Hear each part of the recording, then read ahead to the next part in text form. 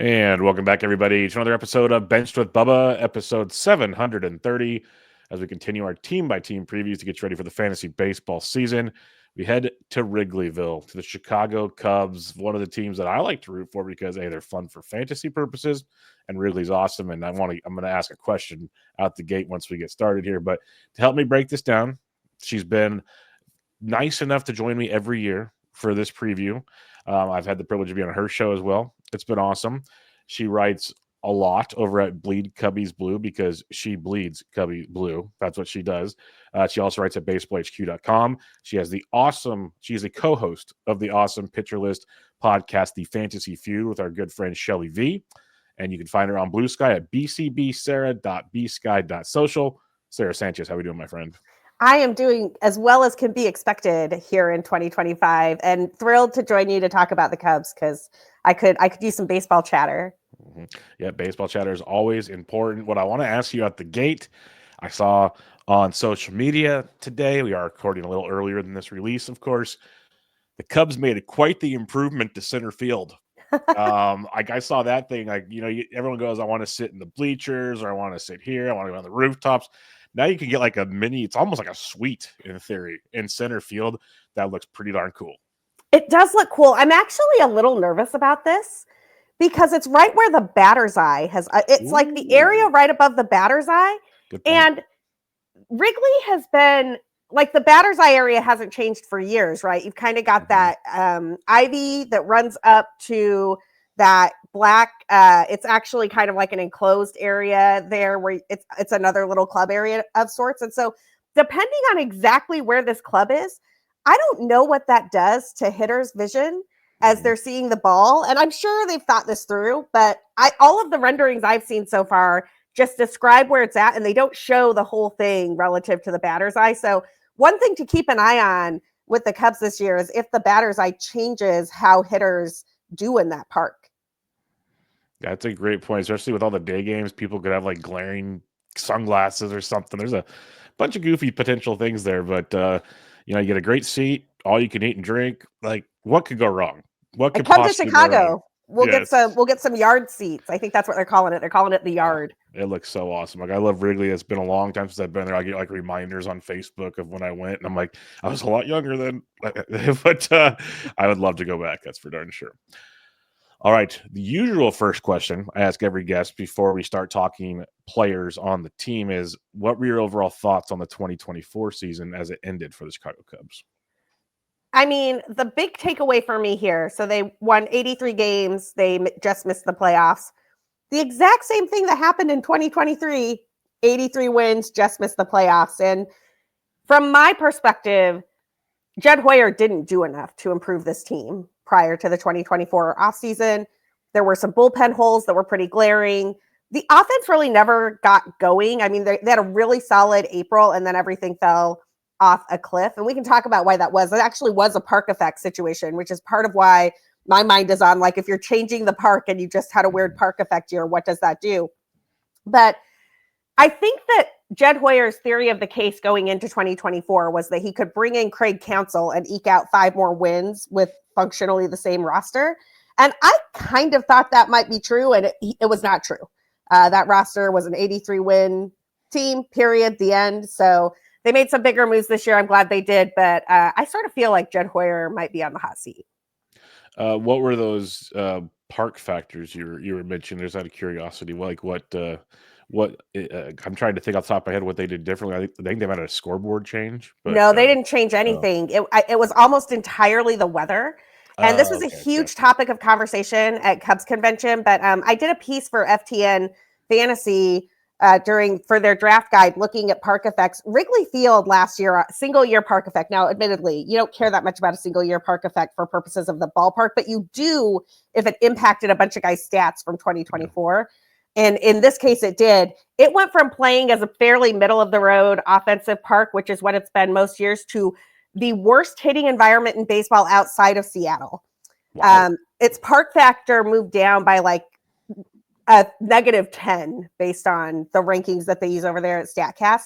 And it was particularly pernicious for left-handed hitters. So if you go look at the splits for a guy like Cody Bellinger home and away, or a guy like Michael Busch home and away, I mean, they just got they got wrecked at Wrigley Field. And I was just at CubsCon over Martin Luther King weekend, and the players and coaches were talking about how demoralizing it was. Every day they would like get to the park and the wind would be howling in their face again. It was a mental challenge for the players in addition to being a literal physical challenge.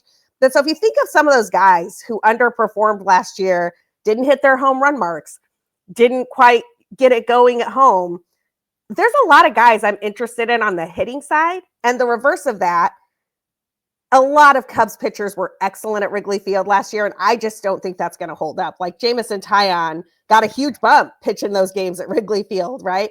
The only guy who didn't have pronounced pitching splits at Wrigley in the starting rotation was Justin Steele. Okay. Yeah, especially if you said it affects lefties more than righties. You probably face more righties. Curious, just out of curiosity's sake, we don't have to go deep in it. How affected was Shota?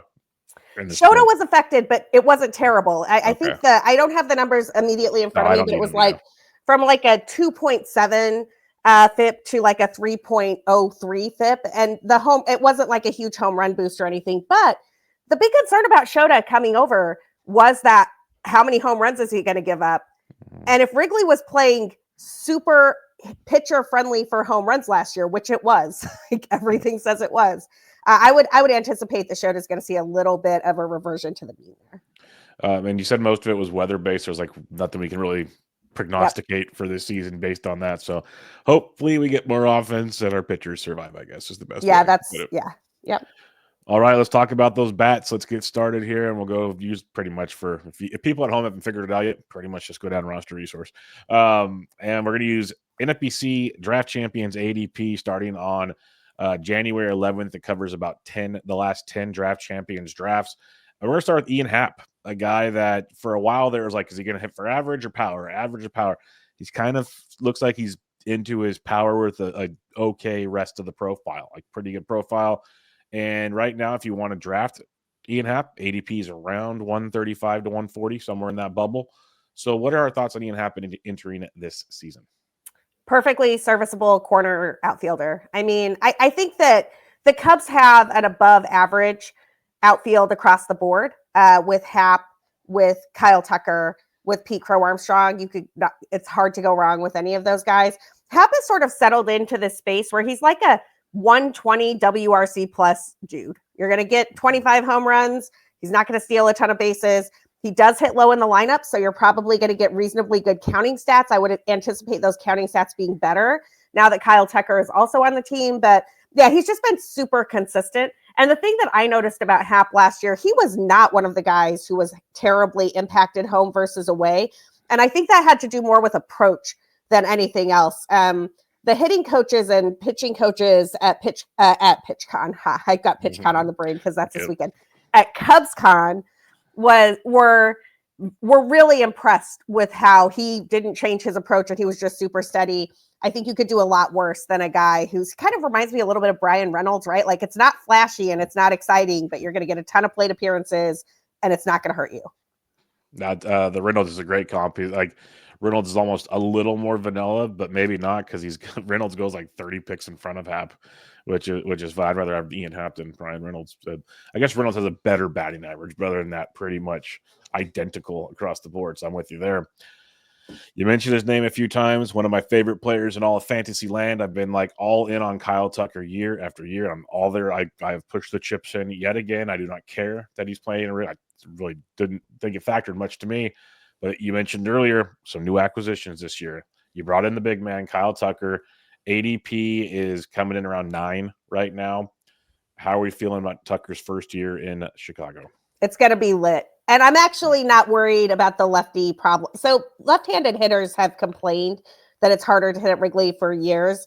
I don't think that it's going to be difficult for Kyle Tucker. He's not the type of lefty who's gonna miss the wall. If you recall, it's got like that cutout in the outfield in right and left. And so if you don't have real power, you can lose some home runs to that cutout.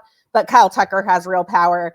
I think he's going to be a star at Wrigley Field. I'm honestly I want to know why the Cubs haven't extended him yet. Like I'm so excited to have Kyle Tucker playing in right field at Wrigley. And I think he's going to make the whole lineup around him better hitting in that 2-hole where he just doesn't strike out very much and he takes a ton of walks, right? Like last year he walked 16.5% of the time and he only struck out 15.9% of the time. That is a big improvement for your 2-hole guy over Ian Happ, who we were just talking about, 12.2% walk rate and 25.6% strikeout rate. You'd much rather push Happ down a bit, let Kyle Tucker take those at bats. And yeah, I think it's going to be great.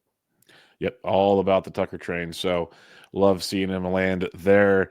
Now we go to Seiya Suzuki. You already mentioned we'll talk about Pete Crow later, but you have Happ, you have Tucker, you got Suzuki in the Armstrong in the outfield. So, and the Cubs came out and said that over the weekend, like you mentioned at CubsCon, that's the outfield. And Suzuki is actually okay with being the primary DH for the most part. So that'll be interesting to see how that goes.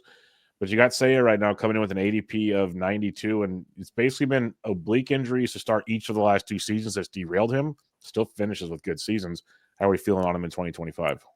I actually think Seiya is criminally underrated.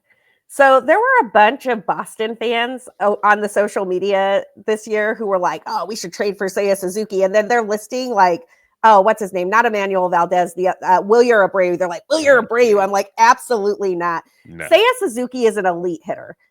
He put up a 138 WRC plus last year, but that's just what he does. He's like in that territory where he is a 30% better than average hitter across the board. And he's better when he DHs and when he doesn't play the field. Like, I know he wants to play the field because he's a competitor, but he is a guy who does not fall off when he DHs. He's totally fine coming off the bench, taking those at bats and going back to the bench.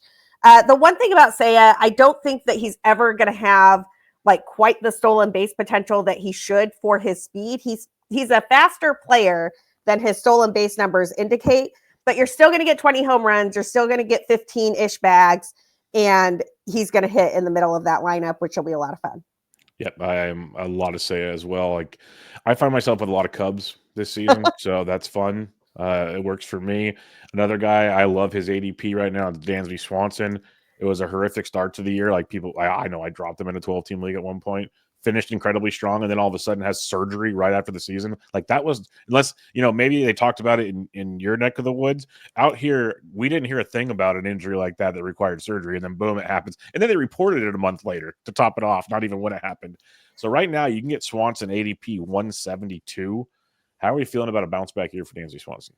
I love a bounce back for Dansby, and we knew that he was dealing with something, but we didn't know what. It wasn't ever broadcast that it was anything other than just wear and tear. I think it was like a hernia situation, yes. Right? Yep. And so you can imagine how that sort of is affecting his swing and how it's affecting his ability to move around. He is a elite defensive shortstop. He's not going anywhere in the lineup. He's going to play every single day that he's healthy. Last season was, in my opinion, an outlier for him. And he's another one of those guys. I think he's just going to get better having Kyle Tucker around. When the Cubs signed Dansby Swanson originally, I remember saying that he's the type of guy you want to be the 3rd or 4th best player on your team. He's not the guy who should be the headliner for the whole team. And I think the last couple of years, Bellinger wasn't that much better than him. He really had to be the guy. And this lets him sort of slot back into that role where he can be one of the supporting characters as opposed to the main character. And I think he thrives in that role, as we saw when he was in Atlanta. Yeah, I'm with you. And it was just weird for me with the injury situation because he played better as the season was coming to an end. So it's like, what's going on here? But I'm with you. The dude's a baller, hits in the middle of the order of a very good order. I like where we're getting him at. He's going much, much later because of the kind of awkward season. Injury related, most likely, as you mentioned. So I'm with you there as well. Well, and it's back-to-back injury seasons for Dansby. Yeah. So I know everybody was kind of down on him coming into last year too. He had been dealing with a heel contusion for most of 2023. So if Dansby is healthy, and I have no reason to believe he's not, 2024 will be like his first fully healthy season with the Cubs. And I wouldn't be surprised if you saw him jump back up to like a 260 batting average, a 270 batting average. And like I said, he plays every single day. Yeah, because he goes in a really interesting range where it's like Swanson, Jeremy Pena, Mason Wynn. They're all kind of going around each other. So it's a very, very, I don't mind taking 2 of those guys if you want type thing. If you wait, they're all very suitable. I like that pocket too. Michael Busch, it happened. The Dodgers finally let him go so he could play. and the Cubs let him play, and oh my goodness, he hit 21 home runs and hit almost 250. My goodness, it was possible in that bat. Bush ADP is almost 255 this year. And I get it. There's maybe can he do it again questions. There's always the platoon risk, even though he played 152 games last year. But that's a question that's been mentioned. So what are your thoughts on Michael Bush hitting 2025? I mean, the platoon risk is real. So one of the rumors that keeps coming out of the front office here in Wrigleyville is that they're still potentially interested in a right-handed first base bat, which drives me crazy because I don't know how Michael Bush is supposed to get better against lefty pitching if he doesn't see it. And there's nothing in his profile that leads me to believe he's destined for a platoon. But here's the plus side. I don't really think that they've gone out and tried to trade for that bat, and they don't really have it in house. There's not somebody coming who is going to be the platoon partner for Michael Bush. There's not really anybody obvious for that role. So I think he's going to get a lot of run. Hopefully his splits will improve a tiny bit. I'm with you on the power. It was legit and wonderful. And I actually think he gets better this year, not worse. So I love him where he's going in drafts right now. I have him on a couple of teams. Yeah, no, I love me some Shaw, good late round pick, fun in DCs. Can do a lot with him and preach because I think if I have longtime listeners of the show are probably annoyed how often I say young players need to face the opposite hand, so the same hand, so they actually can tell me that they can't hit them. Don't just assume they can't hit them on a small sample. I get so frustrated when people tell me that, but because that was the Brandon Belt thing for years. It just bugged me in San Francisco. And a lot of the guys who Michael Bush was losing those at bats to last season are gone. So he would frequently Tauchman would pinch hit in a situation, or Patrick Wisdom would pinch hit in a situation, and they would do some shenanigans and stuff. So I understood why they were doing that with those particular players. Tauchman is also just an on-base machine, and so late in a game, if you really needed a guy to get on base, pinch hitting for Bush sort of made sense. Patrick Wisdom is obviously a huge right-handed power threat, and so I sort of understood why they would do that, but it was so aggravating to watch. Those guys are not on the roster anymore. There's really nobody coming to platoon with Michael Bush. So I think it's his job as long as he doesn't slump too badly at the start of the year. Hopefully it stays that way. Nico Hoerner, I'm really looking forward to hearing your thoughts here because Nico Hoerner had a down season, but he was kind of banged up as well. Finished with 7 homers and 31 steals at 273. All in all, not too far off the normal Nico. Maybe you'd want a little better batting average and more steals, but still a good season. But he's had the shoulder injury. I believe he had surgery. Looks like he won't start the season. That seems pretty normal. What are you hearing in this regard? Because a lot of the concerns has dropped his ADP to 211. But if you are in a draft and hold format where you can stash him, is it worth it? All those kind of questions. So where are you sitting on Nico Hoerner right now? That's a great question. I go back and forth on this. So at CubsCon, Carter Hawkins and Jed Hoyer were asked about Nico Hoerner's health and whether he was going to be ready to start the season. And Carter had sort of this cheeky answer where he was like, have you asked Nico that question? Because he would like to be informed that he's not going to be ready to start the season. As if, of course, Nico's ready to play. But we also found out he hadn't been doing any baseball activities. He hasn't thrown or anything at this point in time. And so he's going to be building up from scratch during spring training. And then the Cubs go out and sign John Birdie to a 1-year deal. So just reading between the tea leaves there, I sort of think that Nico's probably going to get a slow start and be back sometime in mid-April or May. There's nothing that's come out from the team that officially says that. They say he's going to be ready. I just am skeptical. Okay. Would you be willing to take him at 211, or is there too much up in the air to take that chance? I would take him as my middle infielder, knowing that I could put somebody else in that spot if I had to. I would also, he's a great pick at 211 because he did still steal 31 bases last season. And that was after a slow start on the stolen base department because he had been dealing with a hamstring issue or something. And so I think Nico's still a threat to steal 40 bases, 50 bases. He still has an above average batting average, but I'm a little concerned with the timeline. I think we're going to learn a lot about his health when spring training starts. 100%, folks. We are just around the corner from that. So get ready for a lot of, whoa, this guy's hurt and I've been drafting him for 3 months. That's coming, folks. Be ready for all of that fun. Pete Crow Armstrong, as the cool kids like to say, PCA is it was a very welcome to the big season for him. It was he comes up, kind of gets told, like shown, hey, this is the big leagues kid. Goes back, works on things, comes back a couple times, made those trips. Then we saw improvements towards the end, and the defense is legit as it comes. That series into LA, I remember that clearly. Robin balls and stuff. I had that game on. I remember where I was watching that. That was awesome. Like he was putting on a show. So that just kind of like cemented him with the team. So now he's got his job. It's his to lose, essentially. I'd be shocked if he did. Like, I don't think he will. ADP, though, is 136. It is continually climbing this draft season. It is on the move. Where are we sitting on PCA? Because for me, I like the talent. Don't know if I can pay the price yet. That's like an Ian Happ price.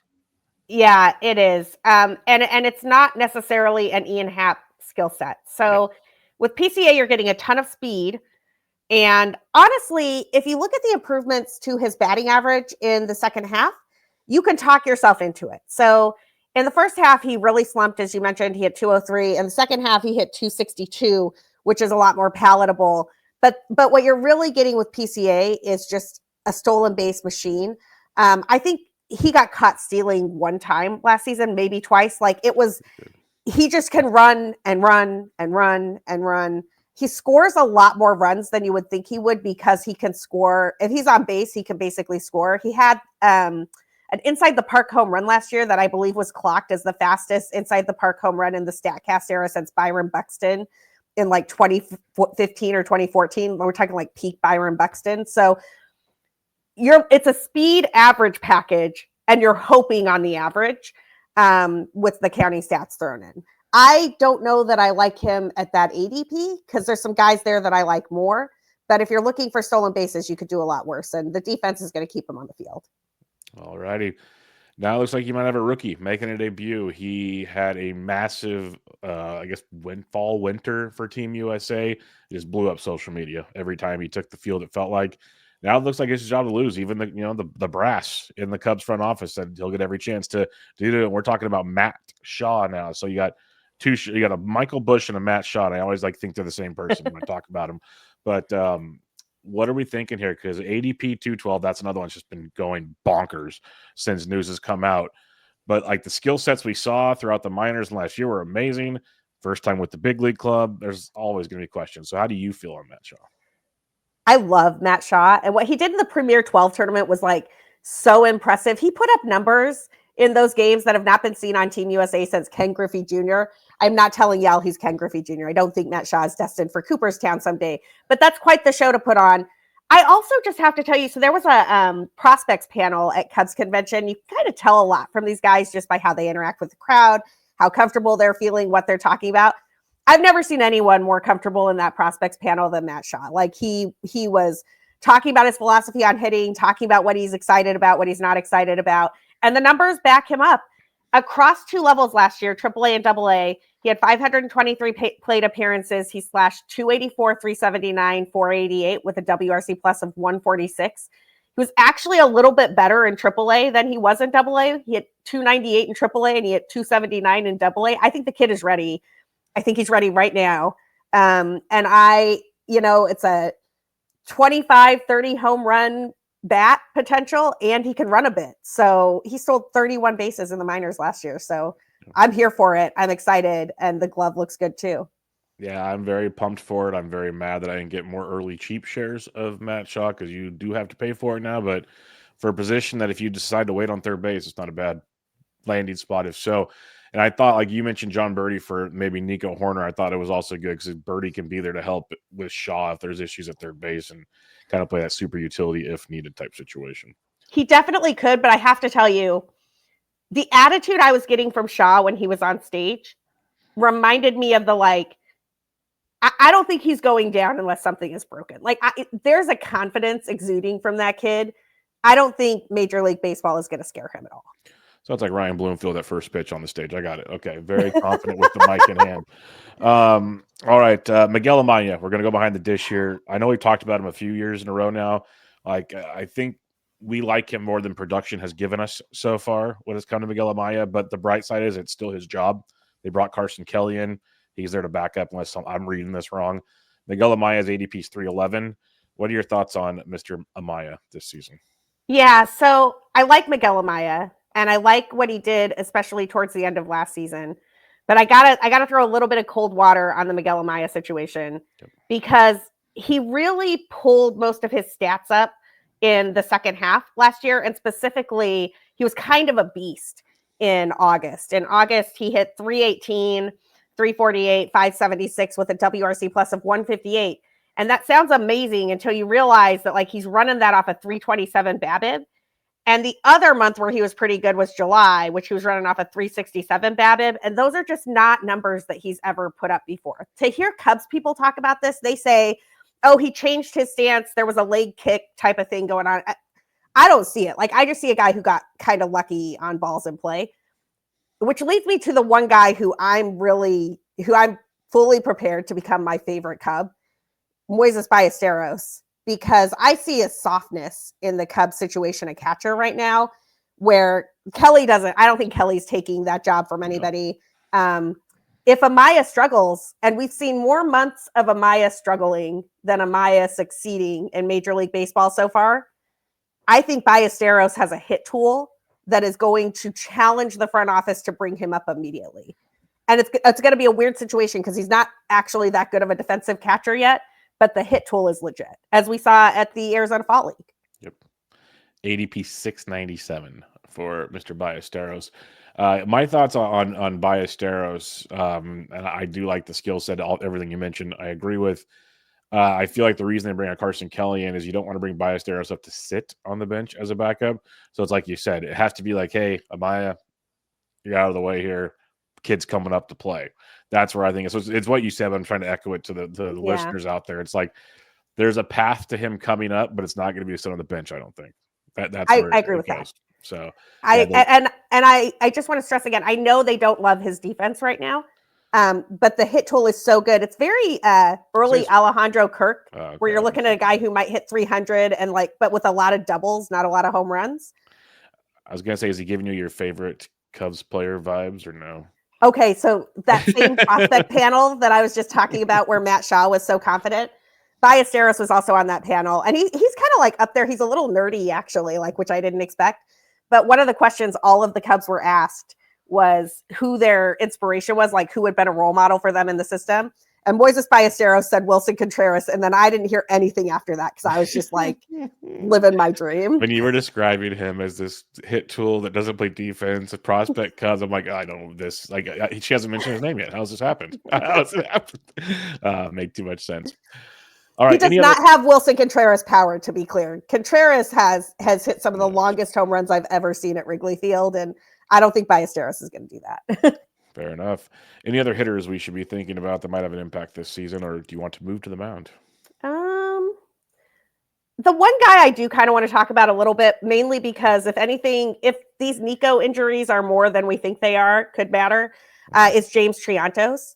Okay. I don't really love any of the utility guys that the Cubs have gone out and gotten this offseason. I mean, no offense to John Birdie. He's totally average and fine, and sometimes he runs a lot, and that's interesting. But like Vidal Brujan, no, like what is this? I mean, Gage Workman is a little bit interesting, and that's a Cubs pickup from the Rule 5 draft, so he either has to be on the roster or, go back to Detroit. So there's some interesting things going on there, but I think James Triantos might be a more interesting hitter than all of those guys. And if Nico isn't ready to start the year, there's a non-zero chance that Triantos plays his way onto the team instead of like Gage Workman or Ben Cowles or, insert one of the other utility guys that Jed Hoyer's in love with. Okay. Yeah. 740 ADP there for Triantos. So another guy to keep an eye on. All right. Let's head to the mound. We're going to start with the man. Came on and made a huge impact in his rookie season with the Cubs. Shota Umanaga, just filthy. 15 wins in 29 starts, through 173 innings. I made a lot of people surprised there.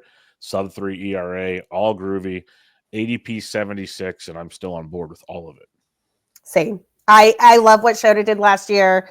The K minus walk numbers, which I know you and I both love as a metric to look at pitchers, are sick. They are elite even. And he does not walk guys.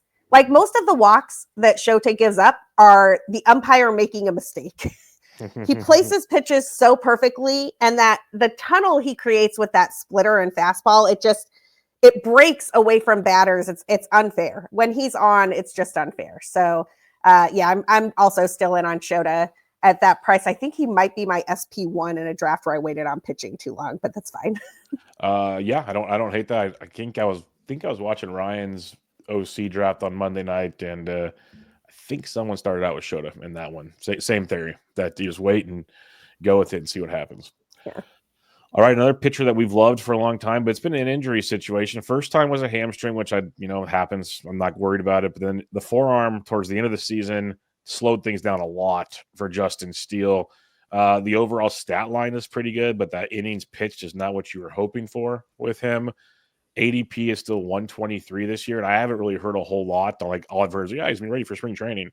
But like, what's the situation with what took place there? I'm curious because I love him, but I've had a tough time drafting him so far. Well, the forearm situation, I'm much more worried about than the hamstring. Because yes. Justin Steele is as Tommy John surgery guy. I think he had Tommy John in like 2015 or 2016. Obviously recovered from it, but that is not the first time that he's had a forearm shut him down for a few weeks. It happened in 2023. It happened in 2024. And we both know what a forearm strain precludes. So it's just not, or precedes, not precludes. You know what I mean? Mm-hmm. It's not good. And I hope I'm wrong because I love watching Justin Steele pitch. He's one of my favorite pitchers to watch. I'm with you. The innings pitched is a little bit scary. Assuming he's healthy, I think he's as solid of a number 2 as any team in baseball. And I'm not sure about the health. Yep, I'm with you because healthy, I'd take him at 123 all day long, not even think about it. But there's nothing that makes me feel warm and fuzzy about the health. I will tell you one interesting thing about Justin Steele from CubsCon, though. So on the pitcher panel, he talked about the fact that he has just kept throwing this offseason. He did not shut down the way a lot of pitchers are, and he's working with some coaches. Like, obviously, he's not throwing as much as he does in the regular season or as hard, but he's working with some guys right now who basically are trying to make the case that shutdown startup is where all of the injury risk happens, and so they'd rather that you sort of keep a level workload and then accelerate it later. So I don't know if that's going to work or not, but it does seem like he's trying something new this offseason, and that's worth keeping an eye on. It makes sense. We'll see where it goes. It does make sense. Like for anyone that, goes to the gym after not going to the gym for a long time, those first 2 days, a little sore, getting back into things, kind of makes a little sense, but we're also not professional athletes. Jameson Taillon, who you mentioned, he's just the boring veteran. He throws innings. Ratios are usually not horrific. They're actually really good last year.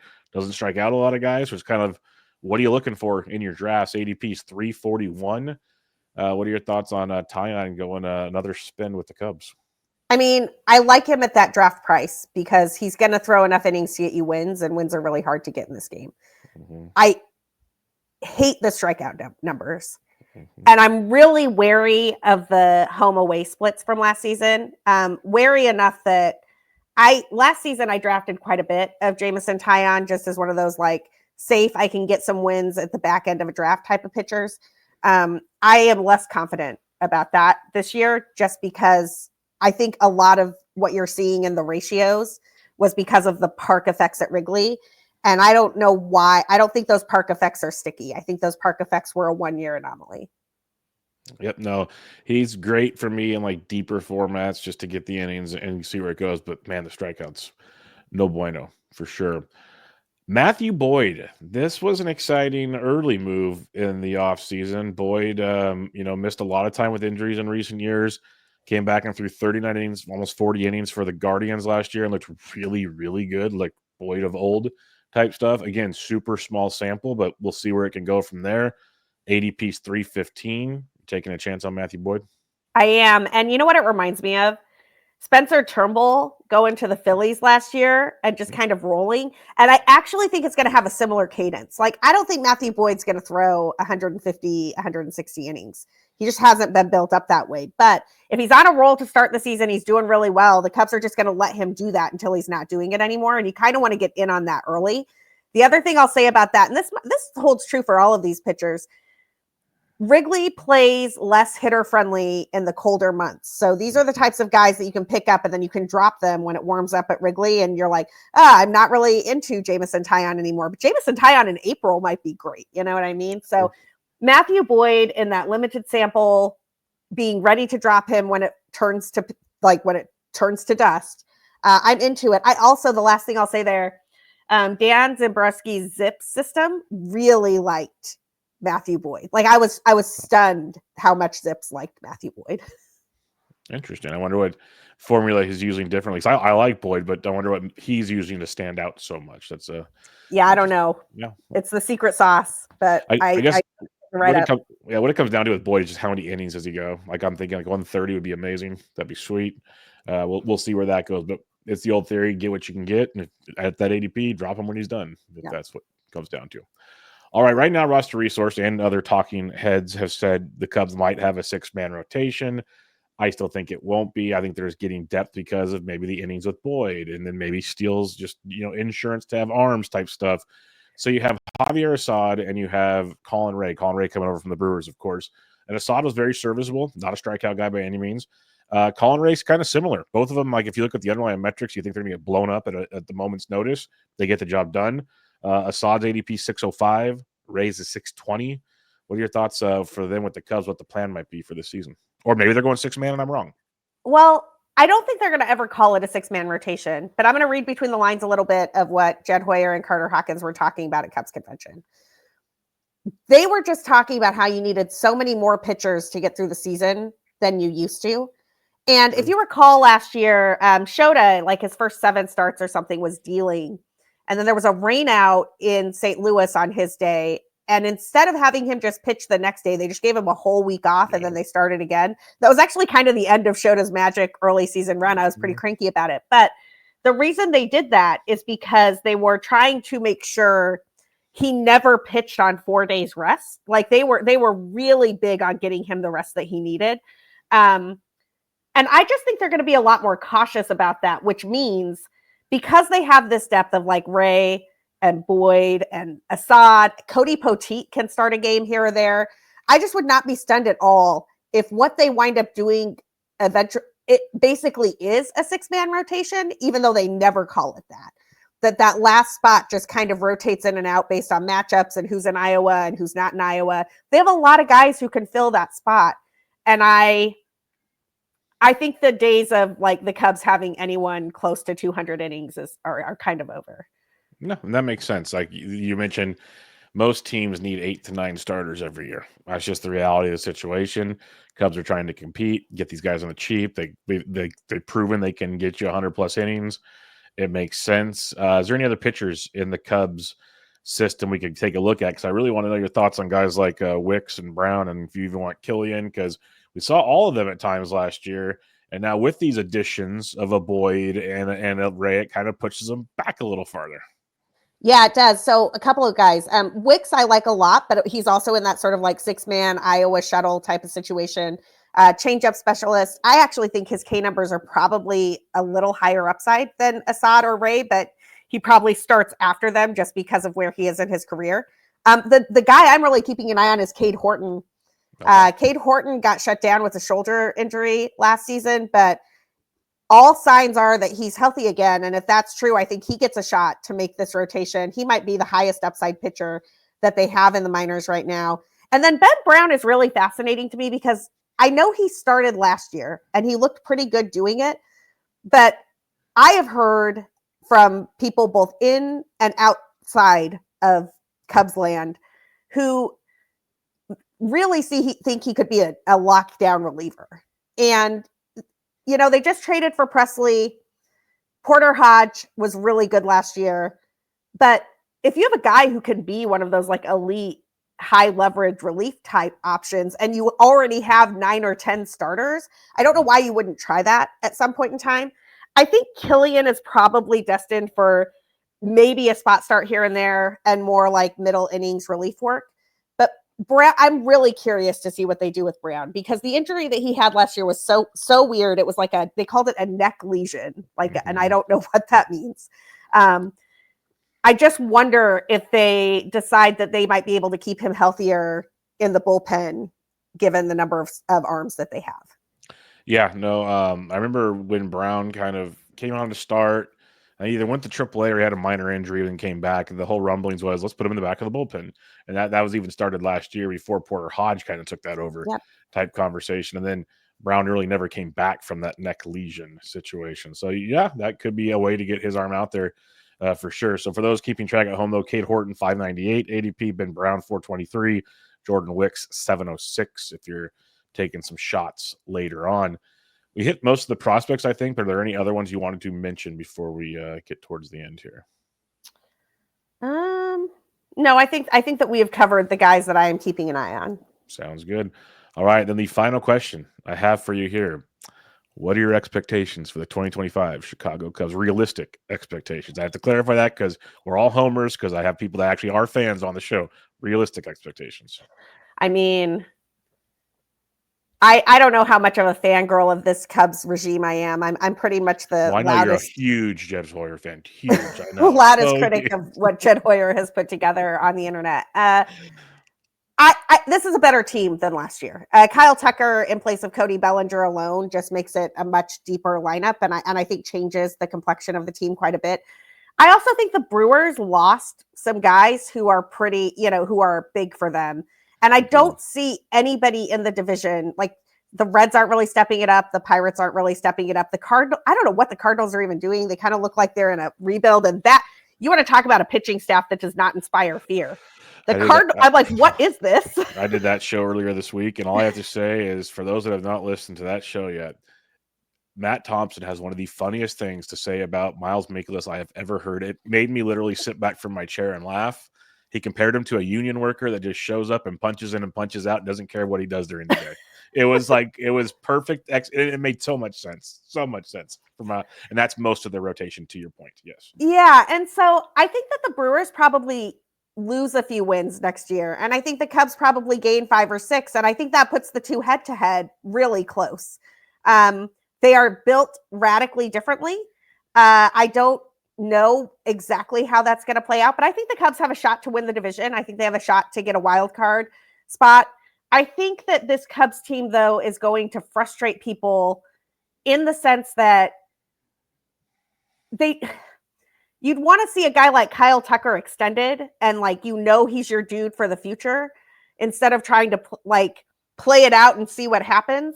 You'd want to have a little bit more clarity on the catcher situation. I'm not sold on Miguel Amaya as your starting catcher for a playoff contending team. I'd want to see, I'm pretty sold on Matt Shaw. I think Matt Shaw is going to be great. I'm less sold on who's going to back up Nico Horner and how that's going to go. So I don't know. I give this team a solid B+, and I think they'll be in playoff contention as long as everyone is healthy. I really wish they had signed a starting pitcher to push Shota and Steele down. I think if they had signed Corbin Burns, I'd be all in on this team, because Shota is your number 2, Steele is your number 3, and then you're talking about this Boyd, Assad, Ray mix in the 5 spot rather than the 3 spot. Just makes me feel a lot better. Well, on the bright side is we are recorded this a little early before release date. They have been rumored to try to be trading for a Michael King and some others. So there might be something else that drops to add to that depth of starting rotation. And I totally blew past it. So we're going to backtrack for 2 seconds here. You did acquire Ryan Presley. We kind of talked about it briefly when we were talking those pitchers, but let's hit on this real quick. So you guys acquired Ryan Presley because apparently the Astros love just trading players with you guys. And you had Porter Hodge coming off a big year. How do you see this playing out? Because the words out of Presley's mouth at his press conference was he's going to get a lot of the work, but it's also they're going to make one heck of a tandem in the back of the bullpen, which A, he probably needs to say with a young arm there, but B, Presley's overall skill set has deteriorated over the last 3 years. Still good, but not this elite guy as old. Yeah, I've got a piece in the queue over at Baseball HQ looking at the NL Central that talks about just this situation. So look for that sometime this week. I think Porter Hodge is the better pitcher at this point in time than Ryan Presley. Porter Hodge put up a 31.4% strikeout rate last year. Presley used to have strikeout rates in that low 30s range, but last season it was 23.6%. The season before that it was 27 point some odd percent. So that number has been tailing off as time goes on. Father Time is undefeated. He comes for all of us. And I think that Presley gives the Cubs experience in the back end of the bullpen and peace of mind if Hodge should falter, because they did wind up in a situation last year where Alzolay was in over his head. Honestly, I think he was hurt and just couldn't quite perform the same way he had in 2023. And then Neris never really stepped up into that role in the way that they thought he might be able to. Presley is a better pitcher as of right now, to my mind, than Neris was coming in with the Cubs last year. So it's like a slightly better situation. But this is also why part of me thinks Ben Brown winds up in the back end of that pen, because if Hodge should falter, and that wouldn't surprise anyone, and Presley struggles even a little bit at all, they're going to need someone who can just get outs in the 8th or 9th, and Ben Brown might be that guy. Love it. Okay, good speculating there. Don't give up on Porter Hodge, everybody. It's just the way the world works these days in the closing situations. But it is a committee. It's like a Phillies-esque committee, and I do not feel comfortable with any of those guys as one of my like top 2 closers. Yep, no, it's going to be very frustrating, but in the Fab world, it could be fun from time to time, and we'll see where it goes from there. And heck, maybe they can both pick up 15 to 20 saves on the way to the NL Central Championship. All right, before we head out of here, Sarah, remind everybody where they can find you and what you got going on, because you are busy, busy, busy. I am these days, but that's good. I'd rather be very good. Bored. Mostly over at Blue Sky at BCB Sarah. You can also find me on a handful of other social media places here and again at BCB_Sarah. My Cubs writing is at bleedcubbyblue.com. I'm writing 2+ times a week over there. And then my fantasy writing is at baseballhq.com. And then, of course, second season of Fantasy Feud. First episode should drop, I think, tomorrow. With Shelly over at the Pitcherless Podcast Network. And I will be hanging out at PitchCon this weekend with all of our friends from Pitcherless. So make sure you check out PitchCon if you have some free time this weekend. Most definitely. Check it all out. Have some fun. Make sure you're following Sarah on whatever platform you're on, because she's awesome as always. And I appreciate you joining me, my friend. Always great to catch up with you. Yeah, same to you. All right, everybody. This was Bench with Bubba, episode 730, your 2025 Chicago Cubs team preview. Catch y'all next time.